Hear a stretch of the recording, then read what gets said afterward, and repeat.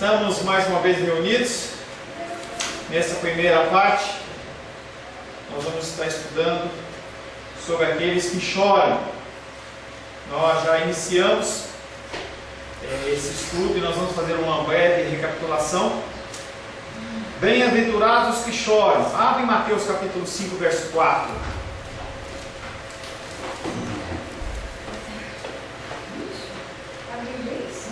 Fecha a porta para você passar, tá? Pode levar todas.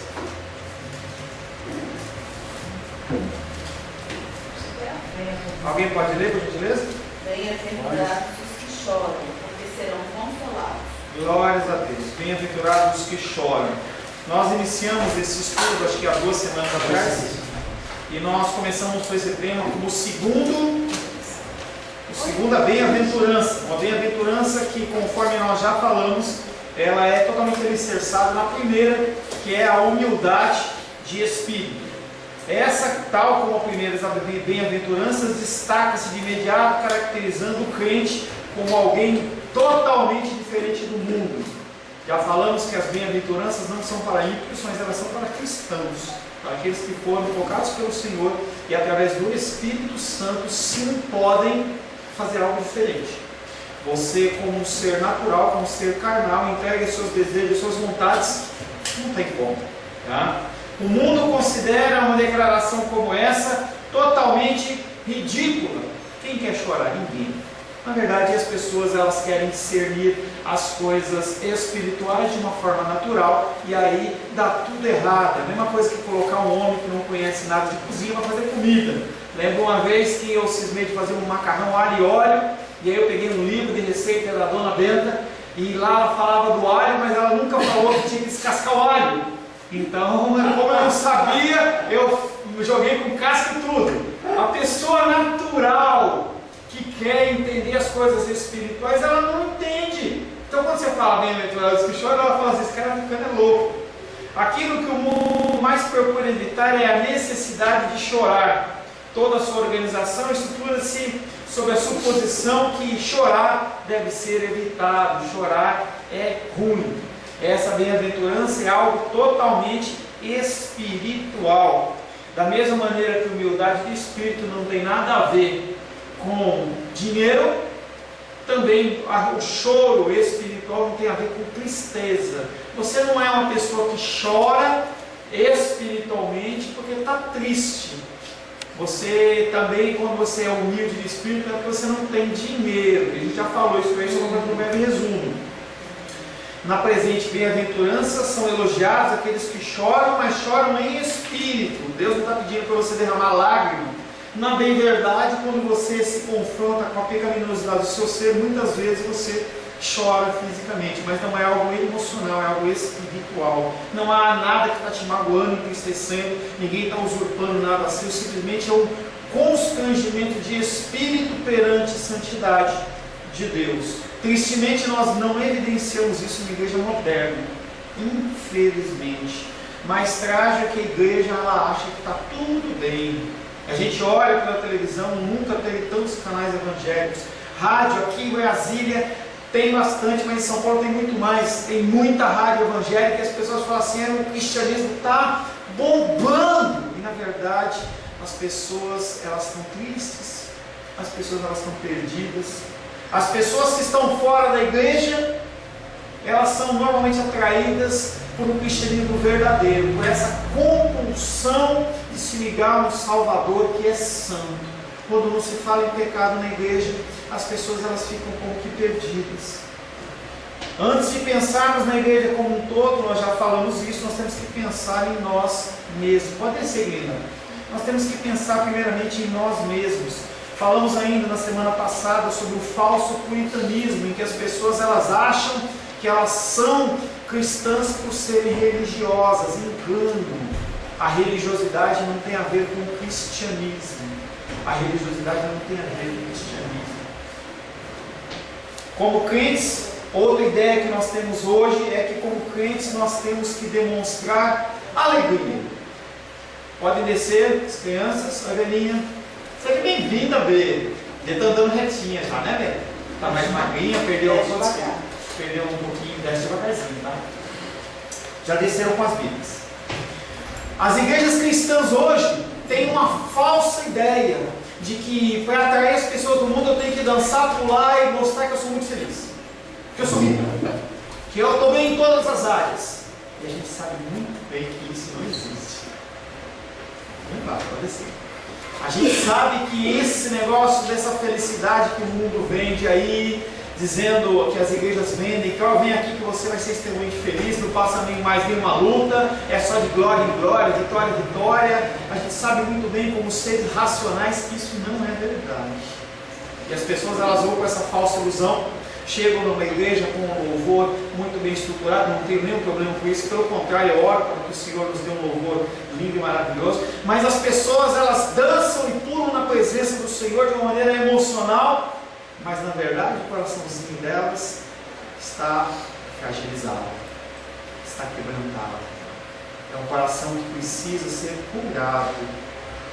A gente esteve acompanhando a Bezinha essa semana, em que ela estava lá com a dificuldadezinha dela, lá com o negócio de apêndice. O Senhor é maravilhoso, ouviu as nossas orações e ela pôde fazer a operação dela, ela está bem, já teve até ela dominical, e ela precisava de cura.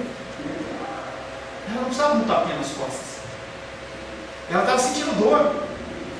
Não adiantava falar para ela que estava tudo bem, que ia dar tudo bem. Não, ela precisava literalmente de uma intervenção cirúrgica, que foi o que aconteceu. Não foi agradável. Ela, como uma criança saudável e ativa, ficou naquele hospital lá, saco cheio. Então uma série de coisas que não eram agradáveis a ela foram colocadas para que ela fosse curada. Espiritualmente nós precisamos das mesmas coisas.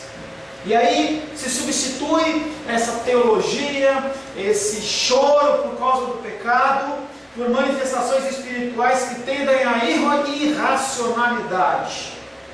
E conforme você vê na internet, na televisão, cada vez mais as pessoas elas têm uma criatividade tão grande. E as pessoas que estão participando, elas agem como se fossem ignorantes. Certa vez eu vi numa igreja, campanha do fogo do Espírito Santo, e o Espírito Santo é bom, nós precisamos de muito o transbordar, manifestação do Senhor na nossa vida, mas eu sei que no altar, no centro do altar, em vez das pessoas estarem nos seus joelhos dobrados, havia uma churrasqueira. Churrasqueira para fazer churrasco, daquelas que você compra lá por 150, 200 reais lá no mercado, pezinho, uma altura mais ou menos de 1,5 m, ela estava acesa. E eu fiquei olhando e falei, será que o cara vai fazer um churrasquinho aí? É uma campanha, alguma coisa, uma confraternização? Não. Eles pegavam os pastores em volta da churrasqueira, e do outro lado aquele membro que estava querendo ser cheio do Espírito Santo. Aquele homem ou aquela mulher, eles iam na presença daquela churrasqueira acesa e eles começavam a soprar. E o pastor falava, sopra! E ela, sopra! O que faz? O que acontece com o fogo quando você sopra? O fogo pega mais. E a pessoa olhava para aquele fogo subindo e ela sentia-se como se o Espírito Santo tivesse tocado na sua vida. Manifestações irracionais. Se a pessoa depois assistir um vídeo como esse e se olhar fazendo aquilo, ela vai falar assim, por que eu estou fazendo isso? As pessoas elas não têm o ensino do pecado, elas não são ensinadas a serem confrontadas no seu coração e elas buscam esse tipo de manifestações espirituais. Por falta do verdadeiro, aparece essa tentativa de aparentar outra coisa. Aconteceu isso no Antigo Testamento. Os filhos lá de Arão decidiram queimar incenso. Não é só o papai que queima, não. Eles foram lá queimar um incenso, fogo estranho, na presença do Senhor. Eles foram consumidos. O estado da igreja moderna é um defeituoso senso do pecado. Não se fala do pecado, então tem que se apresentar alguma outra coisa. Um falso júbilo, uma falsa alegria, igrejas lotadas, superlotadas de pessoas aparentemente felizes, mas felizes numa camada muito superficial, algo fininho, que se você que nem nata, quando você fura o dedo assim, acabou aquela alegria, acabou aquela confiança, aquela paz. de tudo que está sendo dito em seu favor, não está afetando em nada a vida da igreja ou o mundo em que vivemos. Tudo que tem acontecido não afeta, porque se fosse de verdade um cristianismo verdadeiro, o mundo estava sendo alterado. Porque quando a gente vê a igreja primitiva, aqueles 12 homens começaram a pregar o evangelho e outras pessoas começaram a pregar o evangelho, você viu que o mundo foi impactado. Uma nação como Roma foi impactada, mudaram-se os seus costumes. E hoje a gente vive um país brasileiro que nunca teve tantos cristãos evangélicos nele hoje. Senado, deputados, candidatos a presidente, juízes. E a gente nunca viu uma lama tão grande.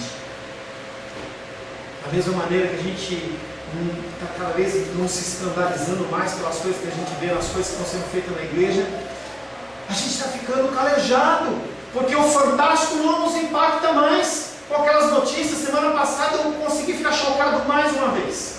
A secretária da Odebrecht falando sobre as listas dos políticos, mais de 200, 300, 400, 500 políticos. Gente, é uma geração de políticos corruptos. Que isso vai perpetuando de pai para filho, de filho para neto. Está parecendo a história do Antigo Testamento de Israel, em que os reis faziam o mal que era aos olhos do Senhor, porque eles viam seus pais fazerem. As pessoas não têm mais constrangimento do pecado. Essa semana eu estava fazendo o meu exame periódico cardíaco, porque pastor também tem problema cardíaco, então tem que fazer cuidado, não é porque você é crente, e isso é uma falsidade. As pessoas falam que você, porque é crente, você não fica doente, não existe isso, vai no médico. E eu fui lá fazer os meus exames, e o médico olhou para mim e falou assim: aonde nós vamos parar? Aonde nós vamos parar? Quem deveria fazer a diferença? A igreja, e ela não faz. Precisamos ser humildes de espírito, antes de começarmos a ser cheios do Espírito Santo. É necessário que a convicção de pecado anteceda a conversão, pois o real senso do pecado precisa manifestar-se antes que haja a alegria da salvação. Se você não se constranger na situação pecaminosa que você vive, você não é salvo. Essa salvação, entendeu? Porque o cara é rico, porque o cara está bem de vida, porque o cara pula e dança, é uma coisa muito falsa, muito perigosa, em que a pessoa ela se apoia não na rocha que é Jesus. Porque quando você se apoia, você vira humilde, você vê que você não é nada. Enquanto você acha que você é vitorioso, e você pula, e você dança, e você acha muito legal, e é um culto emotivo, e você sente arrepio na coluna, aqueles que tiverem de se converter, tornando verdadeiramente felizes e bem-aventurados, são aqueles que se lamentam chorando, e parece um paradoxo. Você só é feliz em Cristo se você chora em espírito, porque você sabe que você não é nada, e você precisa de Deus. Eu preciso de Deus, você precisa de Deus. Nós oramos pela B, glórias a Deus, havia um plano de saúde, ela foi muito bem atendida. Houve a opção da Glendinha trocar a tela de quarto. E se fosse num hospital público? E se não tivesse hospital público?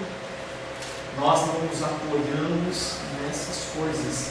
Graciosamente o Senhor nos entrega. A nossa força é no Senhor. O Senhor, Ele poderia ter desenhado um quadro totalmente diverso, nós poderíamos estar de luto hoje chorando. Porque a gente foi acompanhando o histórico da Bela, foi indo com dor em hospital. Gente, apêndice. Quando se tem a detectação de que o problema é de apêndice, para tudo, porque se estourar, morre. O quadro era sério. E ela estava naquele hospital lá, e eu fiquei imaginando, falei assim, como é que é isso? A Lu falou comigo, conversando comigo, falou assim, pastor Paulo, quando eu fiquei sabendo que detectaram apendicite na B, que não ia operar à noite, ia operar de manhã, eu fiquei apavorada. Eu fiquei também. Mas o Senhor é poderoso, porque apesar de todas as estruturas, nós dependemos do Senhor.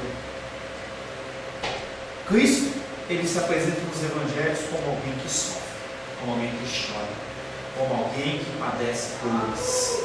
E as pessoas, elas não querem esse Cristo. aquele Cristo que sofreu. Está certo que o nosso Cristo não está mais numa cruz. O nosso Cristo, ele está sentado à destra do Pai. Agora ele é o Cordeiro Santo de Deus que está à destra do Pai. Ele é o reto juiz. Ele não é mais aquele menininho sofredor, tristinho, mas ele sofreu. O que ele veio passar aqui no mundo, ele dá também para nós um exemplo. Como que um cristão tem que viver? Você não tem que buscar essas coisas. Mas a partir do momento em que as lutas eles forem apresentadas para você, você tem que se comportar como Cristo. E não como um homem normal, não como um homem natural. Você tem que comportar-se como Cristo. E Cristo chorou. Cristo, ele olhava para a situação das coisas e ele chorava sem pecado. Imagina o nosso pecado. Imagina você parado perante o grande Deus vivo, porque você está perante Ele hoje. Isso é a grande falsidade do nosso cristianismo. Nós não achamos que Deus está na nossa presença. Se Deus se manifestasse através de uma sarça ardente, se Ele se manifestasse através de um púlpito em chamas, como foi o Monte Sinai, ou alguma coisa desse tipo, você ia se quebrantar? Não! Deus, Ele está aqui. Deus, Ele está aqui. E mesmo assim nós continuamos com o nosso queixo elevado. Nós não temos o constrangimento da presença de Deus. Deus não está aqui por causa dessa igreja, por causa desse móvel, por causa da minha pessoa, mas Ele está aqui porque Ele é onipresente. Além de Ele ser onipresente, Ele se relaciona com você como filho e como filha. O mínimo que a gente devia estar fazendo era chorando, em lágrimas, buscando que o Senhor pudesse estar corrigindo essas imperfeições do nosso ser. Cristo tem uma vida de dor. Esse é o quadro que os evangelhos nos fornecem sobre Jesus. E espera que nós sejamos semelhantes a Ele. Pastor, então eu não quero ser cristão. Amém. Amém. É uma decisão que você pode ter. Mas se você é cristão, você tem que viver como cristão. Chega de falsidade na minha vida, chega de falsidade na sua vida. Ou você é de Deus ou você não é de Deus. Ou você é do mundo ou você não é do mundo. Não tem como você ser café com leite dentro da área espiritual, dentro do cristianismo. Não tem como. Há religiões que permitem isso. O cristianismo não permite isso. Você tem que ser extremamente radical. É sim, sim, não, não. O que passar disso procede do diabo. Você tem que se posicionar nas coisas que você vive. Você tem que viver como um cristão verdadeiro. Isso pode ser confrontado não somente com o mundo, mas igualmente com aquela alegria externa que tantos crentes parecem pensar que deveria retardar um crente. Você olha um crente feliz, contente, mas sem Cristo, superficial, religioso. E aquele que é triste no Senhor, que chora no Senhor e é feliz nele. Há um grande contraste entre a igreja atual e o padrão de Cristo, pois o Senhor não se parece em nada com a atitude que os crentes assumem. Examinemos também o ensino do apóstolo Paulo, por exemplo, no Romanos capítulo 7. Abre aí Romanos capítulo 7, verso 24. Romanos 7, 24. Apóstolo Paulo, abaixo de Jesus Cristo, dentro do Novo Testamento, a pessoa mais inspirada por o Espírito Santo na Escritura, na escrita e na pregação do Evangelho. Romanos 7, 24, alguém leia por gentileza. Desventurado homem que sou, quem me livrará do corpo desta morte? Desventurado homem que sou, miserável, sou miserável, desgraçado, quem me livrará do corpo desta morte?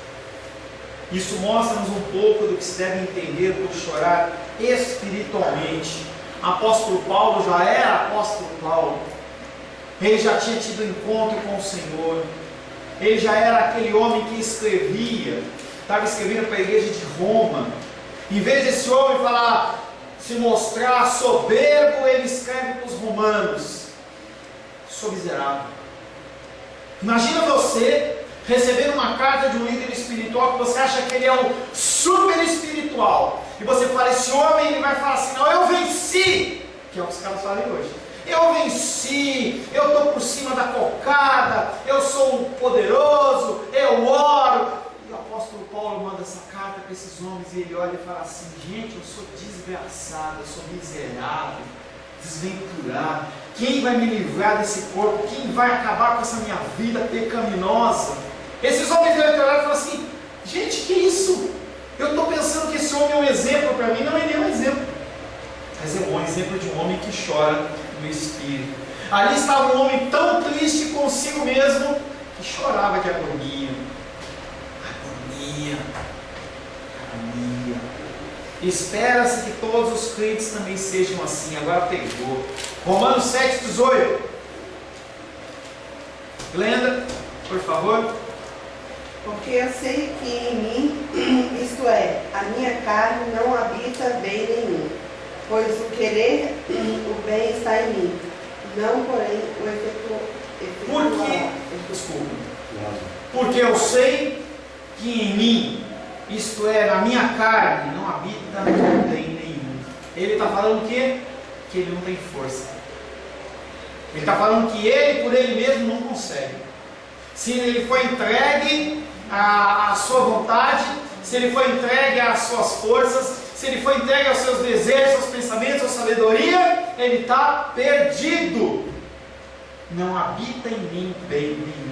Não adianta você olhar para si e falar assim: como eu sou bonzinho comparando com o Hitler, como eu sou bonzinho comparado ao Fernandinho Beiramar, ou algum traficante, ou algum membro da política que está cometendo essas fraudes. Como eu sou bonzinho. O apóstolo Paulo olha e fala assim: não, a comparação é com Deus. E quando eu olho para Deus e olho para mim, eu vejo que eu não estou perdido. Em mim não habita bem nenhum, pois o querer o bem está em mim. Quem que está nele para querer o bem? O Espírito Santo de Deus. O Espírito Santo de Deus. Pois o querer o bem está em mim, porém não o efetuá-lo. Briga da carne e do Espírito é todo dia, toda hora, todo momento.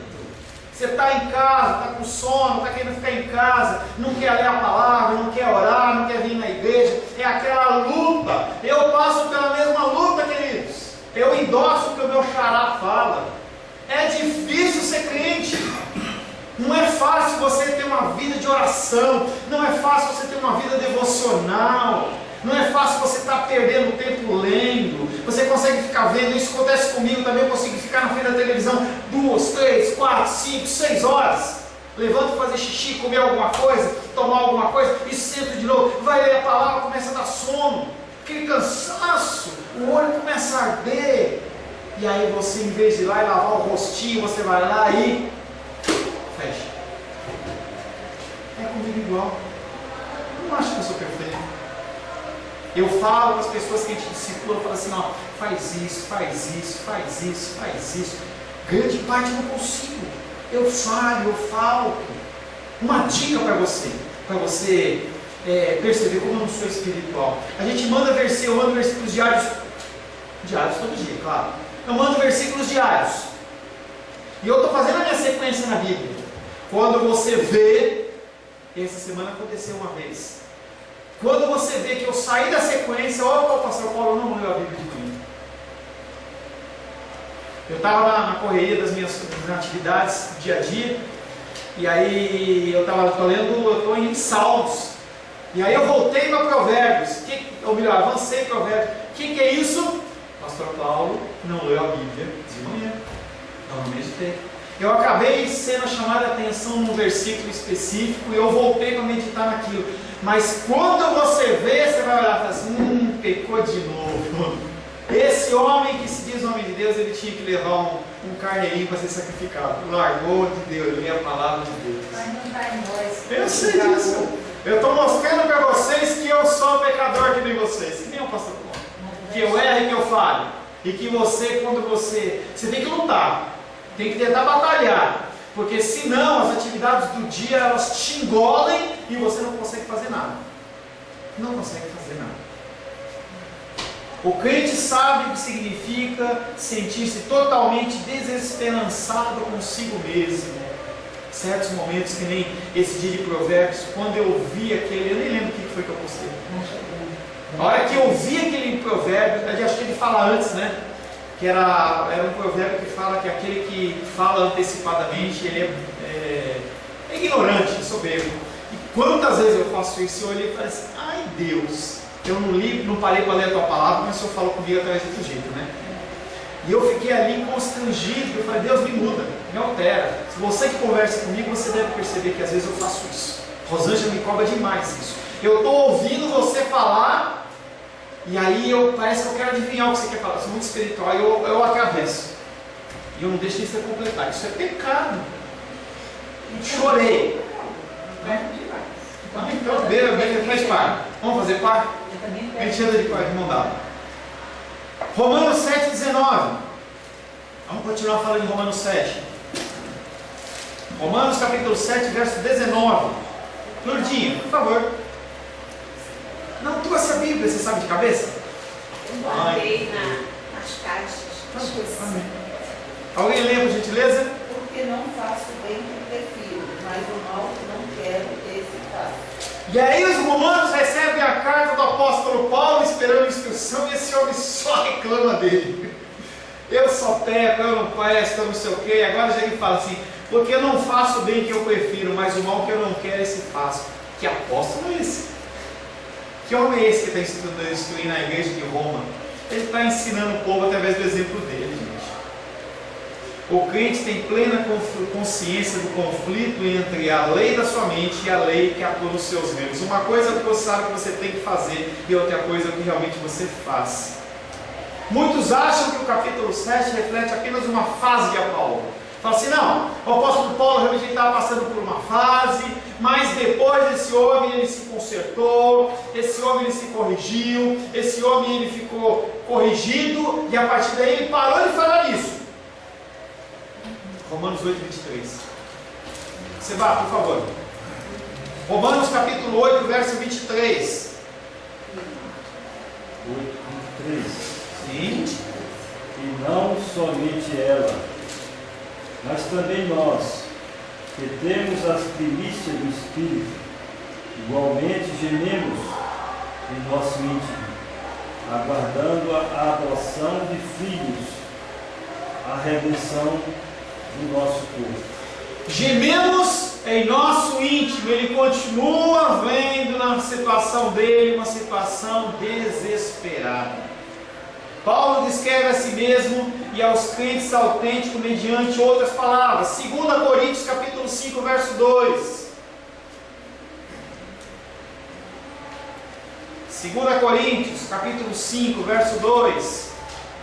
Carolzinha. Atos, Romanos, Coríntios. E gememos pelo desejo ardente de revestir, por cima da outra, a nossa habitação celeste. Na minha versão, e por isso nesse tabernáculo, seu corpo, sua carne. Por isso nesse tabernáculo, gememos, aspirando para sermos revestidos da nossa habitação celestial. O apóstolo Paulo agora está falando assim, eu sou pecador, eu gemo, aguardando que Deus me mude, aguardando que eu seja transformado e mudado realmente, porque eu não consigo. Muitas outras passagens relatam essa situação, mas qual o significado de tudo isso? Penso que a melhor maneira de expressá-lo é como segue. Esse choro espiritual é algo necessariamente resulta do fato de ser alguém humilde de espírito. Esse é o resultado inevitável quando contemplo a Deus e a sua santidade e em seguida contemplo a vida que se espera que eu viva.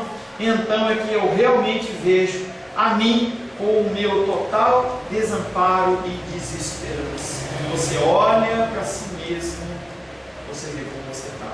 Ontem eu estava vendo um filme com a Rosângela em que um casal, o homem estava com uma dificuldade com a esposa, e aí ele encontra com a sua ex-namorada, e aí você já olha para aquela descrição de cena e fala assim, já era, parece que é colocado aquele milhinho assim, né, o passarinho vai e come, aí a hora que vê ele caiu na puta. E aquele homem acaba se envolvendo com aquela mulher lá, antes da consumação do fato ele sai, mas já cria uma situação toda complexa. E aí ele para no quarto, ele olha para a esposa dele e a vergonha. E a esposa dele fala: poxa, eu estava te esperando para a gente sair, para a gente ter um tempo juntos. E o constrangimento. E é essa situação que a gente deve ter quando a gente confronta, quando a gente percebe a situação pecaminosa na nossa vida. Talvez o seu caso não seja o caso do adultério do cara, do filho. Mas o nosso adultério espiritual é um adultério muito mais sério do que o adultério físico. O adultério espiritual é muito sério. A prostituição espiritual é muito séria. Você troca a glória do Deus vivente por um Deus que não fala, por um Deus que não ouve. Eu não estou falando de imagem, não. Eu estou falando do meu trabalho, do seu trabalho, da minha família, da sua família, dos nossos afazeres, das coisas do dia a dia. A gente dá prioridade, chance, prostituição espiritual. Eu não estou falando para você largar todas as coisas, porque nós já falamos no início desse estudo que o objetivo não é que você seja um monge ou uma monja. Nem sei se tem monge ou monja. Entendeu? Tem monge? Tem? Tem? Então tá. Mas a palavra monja existe? Tá? Monja. Tá. Não estou falando isso. Estou falando que a gente tem que saber priorizar as coisas. Primeiro é Deus, depois a família, depois a igreja, depois o trabalho. Pastor, a família na frente da igreja. Quer dizer que você tem que saber discernir a coisa. Também você não vai ter momentos da tua família todo domingo, todo dia, toda hora, entendeu? Família, não, uma coisa você tem que saber pesar. Porque primeiro é Deus. Quando contemplo Deus e a sua santidade, e em seguida contemplo a vida que eu vivo, tristeza. Ora, isso desvenda para mim a minha qualidade de espírito, e imediatamente isso me entristece. Cumpre-me lamentar o fato que eu sou assim. Como é claro, porém, as coisas não terminam nesse ponto. O homem que realmente viu a si mesmo, tendo se examinado em sua pessoa e vida, é alguém que se viu forçado a chorar em vista dos seus pecados, em vista das coisas malignas que pratica.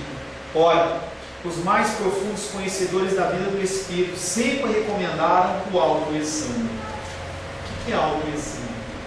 Você separar uma parcela do seu dia, 5 minutos, 10 minutos, para você começar a meditar no que você fez, no que você falou, no que você deixou de falar, no que você deixou de fazer. É você parar e começar a analisar a sua vida. Um exemplo prático disso é nosso financeiro, eu e Carolzinha. Assim que a Carolzinha assumiu o financeiro, que a Ione passou para ela o financeiro, a gente deixou rolar. A gente não fazia os controles. Eu passava as informações para ela, ela fazia lá. Chegou um momento em que a gente estava com 1, 2 meses sem um relatório. E aí nós nos reunimos para resolver. E aí a Carolzinha olhou e disse assim: pastor, está faltando tal recibo. O que é?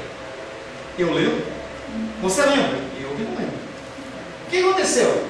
A gente deixou passar alguns tempos, um breve tempo, e a gente começou a não perceber nas coisas que estavam sendo incorridas e feitas de uma forma errada.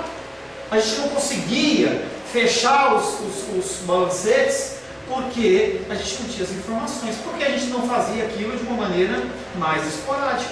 Hoje a gente faz de uma maneira semanal. Semanal, o pastor está faltando, eu mando para ela o extrato, ela vai lá e faz a checagem: pastor, está faltando tal recibo. O que é? Eu paro, pergunto para a Rosângela: é isso, tal, emito o recibo, procura a nota, tal, resolva a coisa de maneira rápida. O outro tem que ser a mesma coisa, espiritualmente. Se você deixa passar, você começar a ter uma vida desvairada, de mentira, de toda a série de perversidades, você começa a achar que isso é normal. Chama-se cauterização do Espírito, endurecimento do Espírito. Certo tempo atrás, quando eu tinha meus 18 anos, fazem exatamente 30 anos, eu cismei de fazer karatê.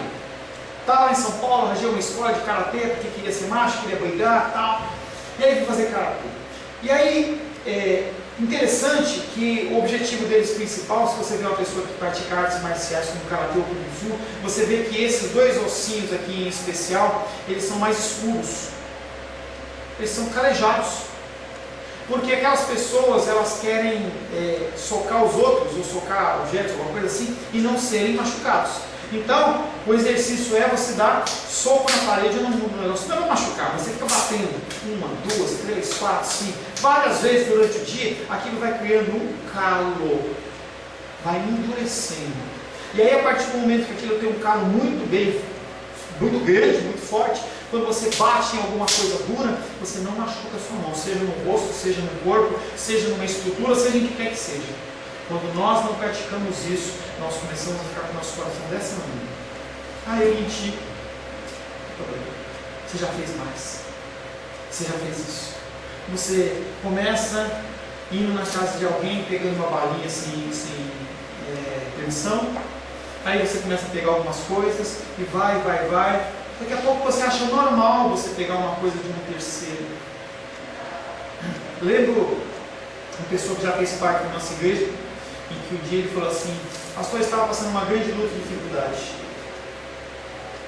E aí eu fui no mercado e eu encontrei na beira da calçada, no meio da chuva, uma carteira recheada. Tinha mais de 600 reais na carteira. Provisão de Deus. Peguei o dinheiro, Deus proveu. Gente, não é que pessoa. Esse contexto do achado não é roubado, isso não está na Bíblia, sabia disso? O que é seu, o que não é seu, não é seu. Lembro do exemplo de um homem de Deus em que eles estavam fazendo uma campanha de oração, buscando comunhão do Senhor, e eles passaram, eu não lembro que região do Brasil, de planta-se algodão. E eles lembram que eles estavam passando de carro naquela região, e ele achou tão bonito a figura de algodão, né? Que é como se fosse aquele tufinho, né? Eu nunca vi pessoalmente, mas já vi por foto. E ele foi lá e catou aquele negócio: vou levar para minha esposa, vou levar para meu filho. Você olha e fala assim, na essência, você acha que o cara plantador de algodão vai sentir falta daquilo? Vai fazer alguma diferença para ele? Não. E aí ele continuou o trajeto dele com as pessoas, os homens de Deus lá. Chegou um momento em que ele começou a interceder. Ele era um dos intercessores do grupo. E aí o Senhor falou com ele assim: o que você fez lá atrás chama-se ouro. Quando a pessoa ela começa a agir dessa maneira, uma coisa vai puxando a outra, um abismo puxa a outra, e a pessoa começa a achar que não tem problema. As pessoas hoje que tomam terra dos outros, elas já estão tão cauterizadas que elas pensam assim: ah, o irmão Cláudio ele tem uma casa e ele não está usando, eu preciso morar, então eu tenho todo o direito de entrar na casa dele e tomar posse. Você acha que começou uma terra? Será que não começou antes? O homem que realmente viu a si mesmo, tendo se examinado em sua pessoa a vida, em que ele viu ser forçado a viver o que ele vive, ele acaba chorando. E aí nós somos chamados a fazer um autoexame. Todos aqueles que praticam o autoexame afirmam que é conveniente ao indivíduo fazer uma pausa no fim do dia e começar a meditar sobre si mesmo, repassando rapidamente os acontecimentos do dia e indagando: o que eu fiz hoje? O que eu disse hoje? O que eu pensei hoje? Como foi que eu me conduzi em relação aos meus semelhantes? Se você fizer tal coisa, qualquer noite dessas, você descobrirá que você fez coisas que jamais você deveria ter feito, coisas que você teria vergonha de falar. Tomará consciência de haver nutrido pensamentos e ideias malignos. Imagina hoje você poder passar os pensamentos do dia de ontem aqui no telão. Como é que você ia ficar? Vai começar por mim. E ao perceber tal coisas, qualquer crente sente-se profundamente afetado pelo senso de tristeza e pesar por haver sido capaz de se dizer cristão e fazer essas coisas. Quando você faz o autoexame, você começa a ter esse tipo de comportamento.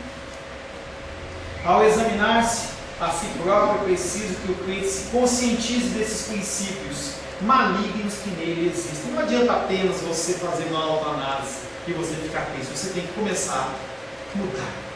Você tem que começar um processo de transformação. Por isso que é duro, por isso que é difícil. Eu já achei perfeito. Um deles, né? Um deles. Coloca um naquela listona que essa vai ter. O crente, ao examinar-se a si próprio, é preciso que o crente se conscientize desses princípios malignos que nele existem. Sempre através da palavra. Nada que você não tenha lido, nada que você não tenha visto, mas só o que você já ouviu de cristianismo na sua vida já é suficiente para você fazer isso. E você começar o seu processo de mudança, o processo de transformação. Toda análise é via palavra. Por isso você precisa ler. O crente, pois, vê-se obrigado a perguntar a si mesmo: o que há em mim que me leva a agir dessa maneira? Por que me deixo irritar tão facilmente? Por que eu tenho esse mau temperamento? Por que não sou capaz de me controlar? Por que me aninho nesses pensamentos maldosos, invejosos, ciumentos? O que está vendo comigo? Por que eu sou assim? São pensamentos que você tem, indagações que você tem que fazer em relação à sua pessoa. Dessa maneira, o crente descobre o conflito em si mesmo e termina por abominar a sua condição, chorando por causa dela. Esse tipo de experiência é algo inevitável, o choro, e algo real. Esse é um teste tão radical que, se você se opor a fazer ele, eu sinto lhe dizer que você não é como o Senhor fala, bem-aventurado. Se eu e você não começarmos um processo de cura, e não é a semana passada, não é o mês passado, não é o ano passado, não é agora, tá? A partir de hoje. As coisas de Deus, elas têm essa ótica, entendeu? Você muda a partir de hoje. Não tenta corrigir coisas, melhor, não tenta corrigir, mas não fica se preocupando com as coisas do passado. Se você puder corrigir, corrija, mas muda hoje. Porque as coisas que ocorreram no passado, você não tem como mudar, já houve destruição, já houve uma série de falhas. Corrige hoje, começa daqui para frente. Se você magoou pessoas, procure-as. Se você fez coisas que você identificou como coisas que você lesou pessoas, tente compensar. É a figura daquele lá que estava em cima da figueira, lá quando Jesus passou, como entra na minha casa, como é que é o nome dele? Zaqueu, ele falou assim: se eu fraudei alguém, eu vou devolver 5 vezes mais. A lei falava 3 vezes mais, ele queria dar 5 vezes mais. Ele entendeu que ele estava fazendo uma coisa errada, ele falou assim: eu tenho que fazer a mais. Feche seus olhos. Senhor, em nome de Jesus, queremos louvar, adorar e bendizer o teu nome mais uma vez. Nós, como apóstolo Paulo, quando nós nos deparamos com a nossa situação pecaminosa, nós só podemos chorar, só podemos nos entristecer. E esse constrangimento, ele vem de Ti, vem do Teu Espírito Santo. Pedimos a Ti, Pai, em nome de Jesus, que o Senhor nos capacite a fazer um autoexame, que o Senhor nos capacite para que a ser fiéis ao estudo da palavra, à oração, porque sem o Senhor nada podemos fazer. Em nome de Jesus. Amém. Glórias ao Senhor. A paz seja convosco. Meu nome é Paulo César. Eu sou pastor da Igreja Cristã Semente de Vida, aqui em Brasília, Distrito Federal. Me alegro que a palavra tenha te alcançado. A palavra faz isso. Ela alcança as pessoas aonde quer que elas estejam. E você foi agraciado com esta palavra. Não que eu tenha nada especial a te dizer. A palavra ela é suficiente e ela usa quem ela quer. E eu me alegro por ter sido um canal para poder te abençoar. Mas eu quero te dizer que não basta você ser um ouvinte, não basta ser uma pessoa que se alegra quando você ouve a palavra de Deus. A vida, ela é feita de decisões. Se você está ouvindo esta palavra hoje, eu creio que o Espírito Santo tem um propósito especial com você. Muito mais do que prosperidade, muito mais do que uma cura física, uma cura emocional ou espiritual, Ele quer te alcançar para a vida eterna. Nós investimos nosso tempo, nós investimos as nossas forças em coisas terrenas, mas o Senhor ele tem muito mais a oferecer. Ele tem sim para você a cura, Ele tem sim para você a prosperidade, mas Ele tem muito mais que isso. Submeta-se a um Deus que Ele é capaz de mudar e transformar a sua vida por completo. Creio que o Espírito Santo Ele é capaz de tocar o teu coração. Quero pedir que você curve a sua cabeça. Senhor, em nome de Jesus, coloco na tua presença essa vida que ouve esta ministração, que ouve esta palavra. Pai, eu não tenho capacitação nenhuma, mas o teu Espírito Ele é capaz sim de tocar nesta vida, gerar nela mudança, transformação, arrependimento, e que ela possa simplesmente bater no peito, convencendo-se que é pecadora e que precisa de um Deus salvador. Não há um caminho a ti, meu Deus, que não seja através de Cristo. E eu lhe peço, Pai querido, que você alcance essa vida e ele possa sim tomar uma decisão pessoal pelo Senhor, em nome de Jesus. Amém. Amém, meu querido. Amém, minha querida. Fico contente que você esteja ouvindo essa ministração até o fim. E peço que você não se limite a ouvir os cultos pela internet. Você procure perto da sua casa uma igreja, um lugar que proclame a palavra do Senhor. Eu oro para que o Espírito Santo te direcione nessa busca, porque muita coisa tem sido oferecida que não é o Evangelho. Eu abençoo a sua vida em nome de Jesus. Amém.